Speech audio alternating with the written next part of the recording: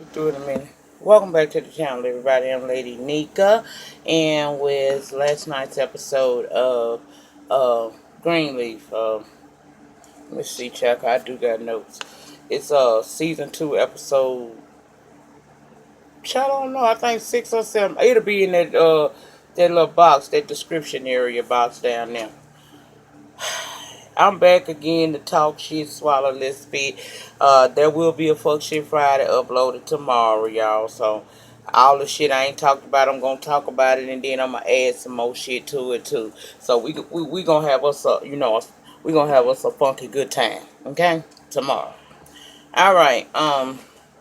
Before I begin, I want to keep everybody in mind and ask you for your prayers and possible donations if you can to little Mattea, who's 7 years old, going through vocal papilloma. Y'all know that she has those little nodes on her vocal cords, and they interfere with her airways, which is why she has to go to have surgery every couple of months. And she also now has entered her, I think this is the second or third week of her chemotherapy, and it's been kind of hard and challenging on her family. So I ask you all, to keep that family uplifted in your prayers, and if you can, help them with a monetary donation of your choosing to the link down in the description box. Also, we have another person who's going through a medical crisis. She was diagnosed with cancer. She's a YouTuber down here on these YouTube streets. Her goes by the name of Goldmouth 100. Right now, she's currently in a cancer treatment center, and with her being away, that's kind of like this bang ain't right, honey. I cannot be great when I ain't right. But oh, I'm serving 60 teas today. Okay. But anyhow, yeah, if you can help out, I'll put the links to their campaigns down in the description box below. And we asking for, whatever you can do to help these people, please do so. You never know, not the day nor the hour that this could very well be you. And you may need somebody to care. So if you got it in your heart and in your wallet, please donate to each one of these campaigns. And if you can't do it, it's okay. Do you know a prayer will work miracles? That's all you need to do. If you can't give up no coin, because we living in perilous times, I totally get it. Just pray for these families, and hopefully, with God's grace and mercy, both of them will be okay, going forward. We're going to keep them uplifted in prayer over here on this channel, okay? I'll put all of that in the description box below. Now, let's get into the review. It's called Born to Trouble, okay? And we started this episode off with Gigi. She was having a nightmare. That girl is really consumed with the fact she got guilt on her and anger. Guilt that she was never able to really help her sister, who was being molested by this man, as well as other girls, but mainly her sister. And that resulted in her sister taking, untimely death. Her sister killed herself as a result thereof, okay? And so she got a lot of animosity. She got a lot of anger. And she probably got a lot of guilt going on inside of her as well. So, she wake up in a drenching sweat because her thing is, why this man ain't in jail? And plus, it's starting to really get to her because on this episode, we embarked upon the 1 year anniversary of Faith's death, okay? Now, later we see Bishop go talk to Gigi about being of a comfort to her mother right now. However, I don't know. Their relationship is so complex, y'all. She is around there trying to find out, is it anything, because we know that he kind of used different programs in the church that the church was offering to get these girls, and also I think he took funds from those programs to pay them off after he had did what he did to him. So she asking, is there any more programs that she may not be aware of? And he tell her she know about what's all really going on there, but he really want her to stop. Right now, I get what you're saying, girl, but leave it alone right now. Right now it's not the time to be after them. They kind of feel like she's just doing too much, okay? I don't feel like she is. Now, Bishop and Lady Mae, they was headed out somewhere in the car, and she received a call from May, and she answered it to his surprise. Now, he acting like he ain't did a damn thing wrong. He actually had the nerve to call that woman talking about, I told y'all it's coming up on the 1 year anniversary of the girl killing herself. He calling her and wanting to actually have a conversation with this woman about her child that he basically has been accused of being the reason why she took her own life, denying it and shit. Her and Bishop wasn't trying to hear that shit. He wound up getting his ass hung up on, child. I said, child. Now, when he got hung up on, we see his girlfriend, Lorraine. She coming there helping him finish getting dressed because he putting his suit and tie and things on. And she trying to encourage him, telling him don't worry about it. And she know that he a good man. Lies you tell, bitch. And I'm going to call you on your lie in just a few minutes. Stay with me. I'm about to bless y'all. Now,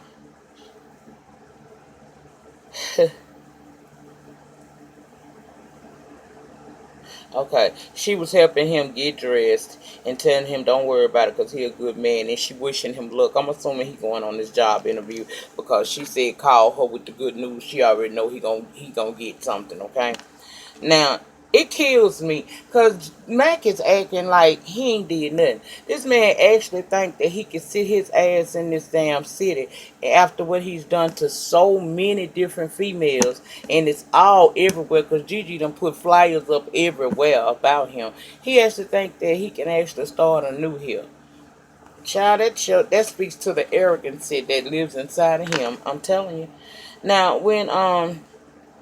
now Gigi, she was in our office talking with that white detective. Remember that white detective? When we first saw the white detective is when Uncle Mac had called the police on her to go talk to her before he wound up having to file charges because she was basically sitting outside his apartment building every night stalking him, and she had interrupted his day with Lorraine trying to tell a woman about him being a pedophile and things like that.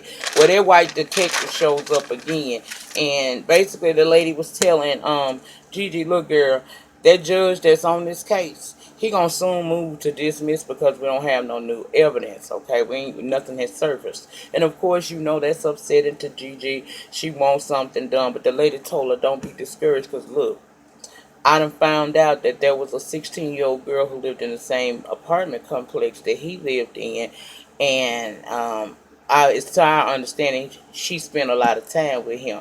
So she suggested maybe finding her and seeing what she has to say. All right, let's go over to Triumph. That's the name of the thing. I'm talking about Trump, child. I'm so sick of 45, his wife, and all of them. But anyway, that ain't what we here for today. Uh, we over to Triumph and Basie and Jacob over there talking. And it's clear Jacob not fully okay with this gambling thing that Basie got going on. Even though Basie talking like, it's monies that goes right directly back into the church. Um... This is why the bishop never really gave Jacob no real leadership position in the church, because he's smart. He ain't as smart as he think, and he ain't strong. He very naive, and he's easily to be manipulated, and that's what this man is clearly doing. Now Jacob got a feeling something ain't right with all of this. His spirit ain't resonating on the ideas of what they doing. However, he ain't got the courage enough to stand up to this man and speak out, because at the end of the day, this man gave him an opportunity to have his own church, even though it's not complete yet. And you know what he's doing, so why would you want to be a part of this? But you so head bent on proving that you can do this here. You trying to prove something to your daddy that you probably ain't even got to prove to him, because he already know that with time. See, that's the thing about time. Time bring about change in everybody. You can, if you try to start something and you ain't put no time and no effort and no understanding into it, it's gonna fail. Jacob wants microwave success as a minister, and that ain't gonna happen. It take time. And one thing about it, no matter how dirty your daddy may be, your daddy know this man is not of God, and what he's doing is not of God, so he ain't feeling it. Okay.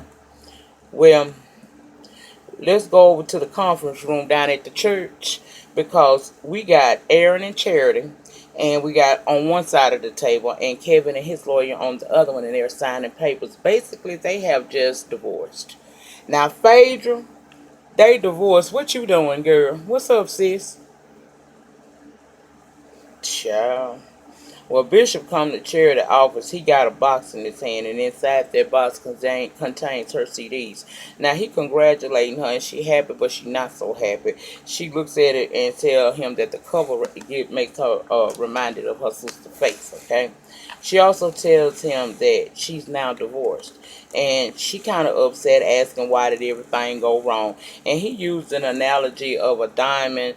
Uh, and the flaws, the more flawed it is, the more valuable it is. Basically, what he telling her, girl, in time you're gonna be all right, and you will grow from this experience. You will flourish. That's what he was saying. I broke that down because I ain't here for all that. Now Gigi go over to the apartment complex that Uncle Creepy Mac used to stay up in, and she asking about that 16-year-old girl that used to hang out with Uncle Mac. Now she's asking that lady. I call her a lady, receptionist. Not receptionist. What is she? A front desk person. You know, like the door woman, but she ain't opening doors. You know what I mean? Concierge, whatever shit, child. Y'all know what I mean. They good that sit behind the damn this and tell you, no, they ain't there, or yeah, they stay and they take sex or whatever, you know. She there asking the girl a bunch of questions and stuff. Now, at first, the woman didn't want to talk about it, and I assumed it was because it's probably uh, without a, they not supposed, that's against the rules of the company, probably to discuss anything about the residencies, the residents that live in this place, because this seemed like a fairly nice looking place. So she was apprehensive. However, she did say that the girl did. She didn't know the girl was actually going up into Mac's apartment. Okay, and she wound up telling Gigi that the woman name was Michaela, and the girl name is Michaela, and she tell her that the girl is from a troubled home, so she assumed that Mac was helping her out because that's what he's known to do. However, if she want to talk to Michaela, Michaela is usually coming home around 4 o'clock. Okay, so we see Matt go visit this dude. Now, I remember this dude back in season 1 when that officer was accused of killing that young kid, and the city was trying to offer Bishop something if he would back the boys in blue. Well, I remember him being a dude that Mac went head on and did it, but Bishop did it, but he wound up telling the man to get up out of his office because he wasn't gonna do. He did what y'all asked him to because it's for the sake of his church, but what he wasn't gonna do was he wasn't going to accept any gratuity from them and be further indebted to them later on in the future. This the same dude that Mac go talk to and asking about a job. Now, dude is like everybody else in this in this city of Memphis. He know about Mac, and what he's accused of, so he's not really anxious to help him in any kind of way. However, the dude got some dirt on him. Okay, and basically Mac told him, if you don't help me, that information might just fall out, might drop down in a news station's lap, and you'll be blasted for what you did and possibly face some criminal charges, from what I was hearing. So upon hearing that, all of a sudden now he's willing to help Mac get a job. Okay, I said, oh child, Now Charity, she goes to see Kevin. He ain't in the best of mood. Of course you know he ain't in the best of mood. He feeling some kind of way. She asking, is he planning to attend Faith's memorial service, and he said no, he not feeling like he necessarily family or he want to be there. She asked him to reconsider, and he said no, I don't think I want to go. So she asked him, well, if you won't go, would you mind holding down baby Nathan? And he said, of course, I ain't got no problem with that part. Now Gigi, she finally meets Michaela. And off the bat, she want to know, the girl want to know what do Gigi want, and why she asking questions. Gigi says she want to know what he, what she asked, do you know what he accused of? And she said, yeah, but she don't believe that he did it. And Gigi said he did it, but they need more evidence to get him locked up. And you could tell that girl didn't believe Gigi. He got her mind, just like we seen him had her mind last season. Well, he got it in this season too so far. But yeah. Well, she don't think he did it, like I said. But she said during that period of time when he was staying in the building, he was a friend of her, and it was nothing out of the ordinary that went on. And I was like, lies you tell, cause girl, you woke up in the bed with this man. after he let you drink alcohol. Why is this hat in my mouth? I'm sorry, y'all. Hold on. That's some uncomfortable. Bitch, if it's... Girl, this getting on my nerve. Hold on. In the words that I say all the time, bad with a bitch. But anyway, um, that girl say he ain't never did nothing wrong to her, okay? So Gigi, she's a bit disappointed, but I'm sure she's not gonna let this go because I'm sure she felt like something was a little bit more going on between that man and that little girl. Okay, this is irritating the absolute hell out of me. I don't know where is it coming from. Have y'all ever did that? Felt a piece of? I know y'all like, bitch, you crazy. No, I'm not. It's some dead ear right there. See, girl, no ma'am. No, ma'am, I was going through it, honey. I told you it's live and uncut at all times. But anyway, she don't believe him. She don't believe that little girl. I don't think she did. Well, she leave the girl alone or whatnot, okay? Well, Michaela go and call Uncle Creepy Mac telling him that a lady came by asking question.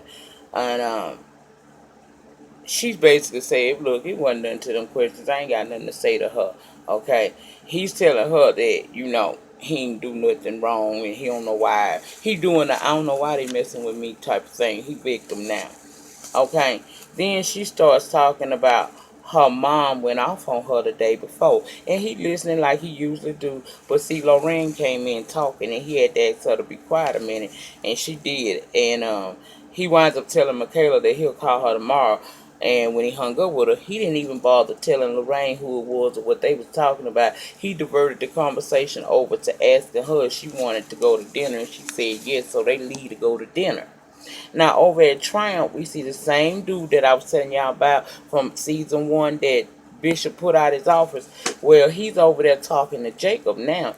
And he says that he tell him, I seen Mac, and I'm about to help him get a job. And Jacob got real serious in that moment and told him, don't do it. Well, dude was saying, like, that ain't Christian, like, child, they kill me. They use their Christianity whenever it befits them, don't it?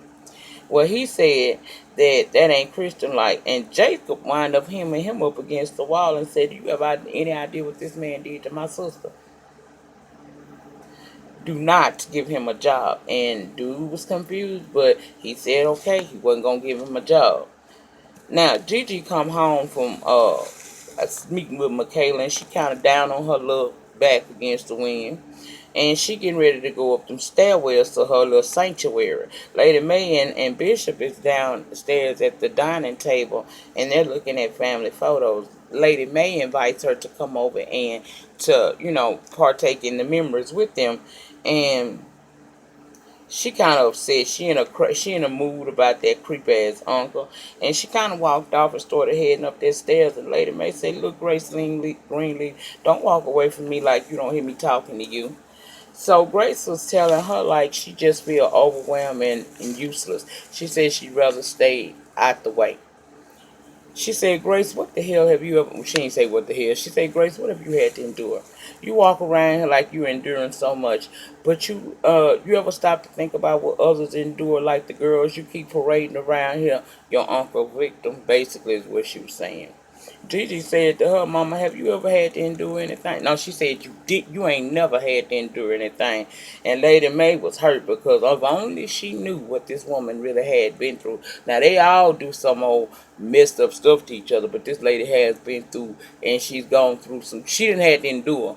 When she went to see that daddy of hers, that was some endurance right there it took to do what she had to do. So, she said that, and after she said it, the girl knew that she had hurt her mama feelings because her mama walked back to the table.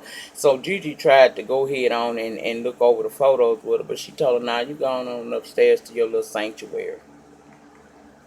Bishop sitting there at the table too, he looking disappointed because remember, he told Grace, I need you to try to be of a comfort to your mama right now. Just right now. Y'all do what y'all gotta do after, but right now, I need you to do right, okay?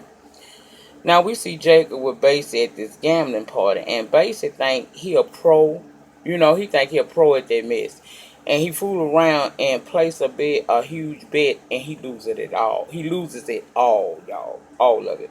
Jacob got up and walked out. Now, when Jacob walked out, we could see the look in Basie's face, like he was kind of nervous. He was shook by that loss, but he go back out there with Jacob as they getting ready to leave. And Jacob knows it ain't right, but he won't stand up to this man.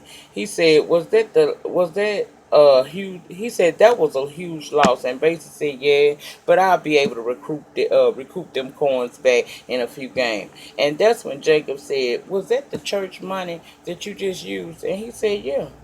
He said, "It's the church money, but it goes right back in the church hand as soon as I win it back." And he walked off like it wasn't nothing. But Jacob standing there, knowing in his heart this ain't right, but he don't want to say nothing because he don't want to jeopardize this little piece of the pie that he think he getting from this man. Now Charity go home tired, and she rocked the baby. It done been a long day. Grace up in her quarters and done found a picture of her and Faith, and she reminiscing, but she said at the same time that, her sister life had to come to end like it did behind this man, and he's out free, able to possibly reoffend at will. You know what I'm saying? So the next day is the day of the memorial services, okay? And we go to Jacob and Carissa's house and see that little girl Zora. She got a rude awakening coming to her. She got a really nasty attitude. She giving her mama 2 for 1, as I like to call it, when her mama telling her go in there and get your little brother ready so we can get ready to go to this thing for your auntie Faith. She finally gone on to be an obedient child and go. But see, I was shocked because Jacob wasn't saying nothing. He was sitting there. But when the camera panned on him, we could see that he was deep in thought. So Carissa go over there and she's like, tell me a memory you have of Faith. And what he wound up telling her was that it was one time he was about to have this baseball game and he was very nervous about it. And she encouraged him. She made him feel like her big brother can do anything. So that was a good moment right there. Now let's go to the memorial services, because you got Bishop and the family, just family, that was out there honoring faith, and he's saying one way that they can honor faith is by being more open with one another while we yet alive in God's world. Okay, nice little memorial services.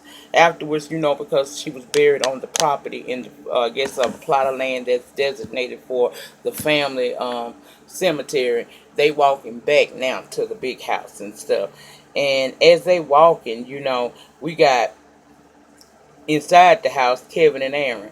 Kevin babysitting, Aaron watching TV. He invite Kevin to come sit in there and watch TV with him. So they sit on the couch watching TV while Kevin holding the baby. And I'm telling y'all, that was very tense. It was a lot of tense. You could tension. You could tell they gonna mess around, because it's like they wanted to, but at least Kevin looked uncomfortable, like he was just not realizing. But Aaron looked like he really wanted to just turn that TV off and give him something he could feel, but he didn't. Okay, they finna get ready to get heavy with each other real soon before these last 3 episodes play out and the season end. Okay, then we switch back to the family. They still approaching the big house, and Sophia go up to Zora and she apologized and look, maybe I was wrong. I apologize to you for wanting you to really spend time with me uh on my birthday the way I did and cut up like I did. I didn't feel like it was no reason for her to apologize, because you did just ask her for one simple day, and if she really cared about you, she would have had done that with no problem. But her mind is so captivated by this little R&B boy turned religious gospel singer. She too deep into that boy, so she can't feel feel what you coming where you coming from. Close it. And so she apologized to the girl, and the girl had a nasty little attitude talking about it was what did she say? It was over before it even happened. And she just walked away. I said, let it go, Sophie. Don't worry about it. She about to get a dose of being grown, and she ain't even ready for it. I know they finna give it to her. Now, when they make it into the house, decorations and everything done been set up. People done sent flowers and whatnots. And it's this one beautiful arrangement that Gigi go and read who it came from. because, you know, I guess she wanted to make mention of it. But anyway, child, she winds up finding out it was from Mac, and that set her off. She headed out that house. Sophia noticed that she did that. However, she went over to make sure, and she looked at that card and saw it for Uncle Mac. She tried to go outside and stop her mama, but by the time she got out there, Gigi was in that car and speeding off. And that's pretty much where it went out. But I got to back up a minute because I forgot a very pivotal scene in this episode. When Mac and Lorraine came back from dinner, Mac put his phone down and a message came through from Sophia. Now, she didn't know who it was, okay, but she probably knew it was a young girl because the picture probably came up. I can't tell you. I don't remember how that went. All I know is, in that moment, remember she said he was such a good man? Well, girl, you doubting your good man because you walked up to him with that phone in your hand like you had busted him. And you could see the apprehension in her face. When he told her that's my niece, and she said, well, you and her still communicate? He said, yeah, we do. But you could tell he now knows she doubts him as well. And girl, you might as well get ready because Uncle Creepy Mac, your days is numbered. But that's what all I want to talk about on this episode of Greenleaf. I have all the information for the name of the episode, the season, and what episode it was.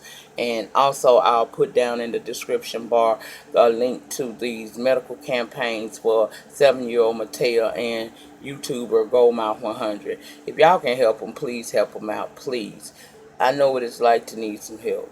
I'm sure we all do, and if you got it within your capabilities, I ask you to please help these two families out because they really need it.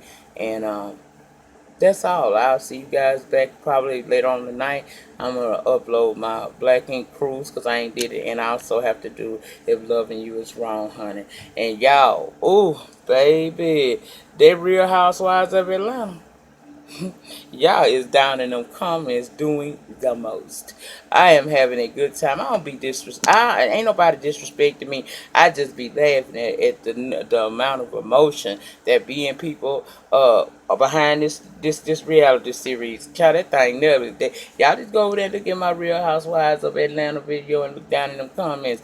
I don't add your little flavor to it because I had a kiki over time yesterday reading them comments and replying back. I ain't through though. I gotta go and catch up on that too. I also gotta catch up on email. But if you are watching, there's a lady that sent me an email. She knows she is, and she asked me to do something for her. I can't remember what it was, but just bear with me because you know I'm coming back after being sick. So I'll do that as soon as I possibly can.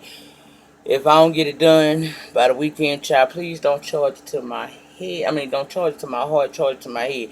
I got a lot of shit that I have to catch up on. I was already behind, damn near about to catch up when I took ill again. So I'll fix it. I'll get it together. Y'all remember the depth of your struggle will always determine the height of your success. In the meantime, in between time, please remember to like this video. Comment down below. I love having conversations with y'all. We can get in that panty and go long as you want to.